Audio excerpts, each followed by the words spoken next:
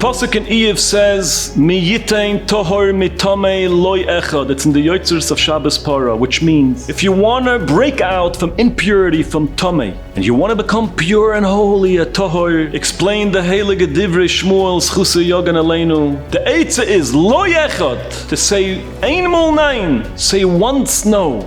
And the explanation is, the way to fight challenges and nisyonis is not by falling in the trap and being busy fighting and battling. Make sure you avoid the falling. You avoid the challenge. Escape. Lock yourself out. Say once no. There's a fascinating story that the Vayimaen Rav Zecher Tzadik Lebracha told over.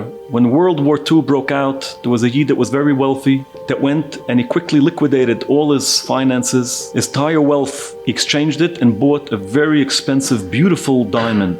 He took the diamond and sewed it into his boot in case of need. And he ran with that. There was something even more precious that he ran with, which was his one and only child. And he went from ghetto to ghetto and he took along the diamond and his child. And he would work during the day, and at night he would bring some food for his son.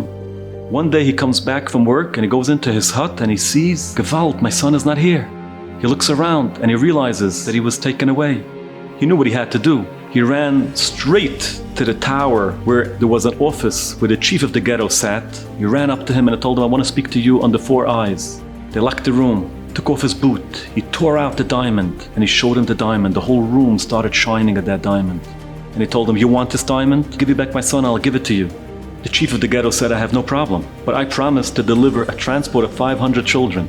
Go out to the street and grab any child and give me its child and I'll exchange it, I'll give you back your son.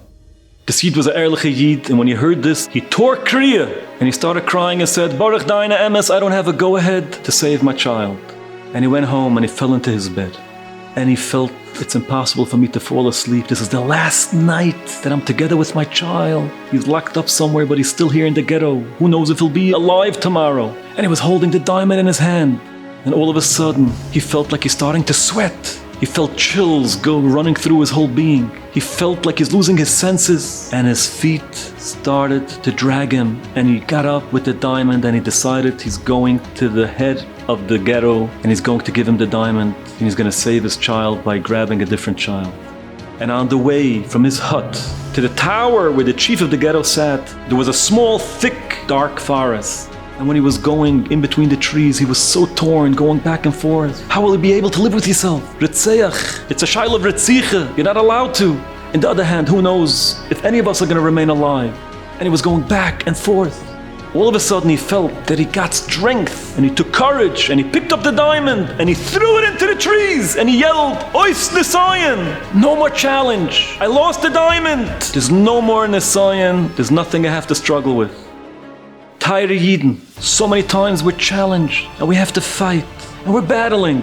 The way is by changing your route, changing your way of commuting, change your vacation, change your ways, lock yourself out, yell Ois Nisayan, Lo Yechad, Ein Mol Nein, one time no. That's the way.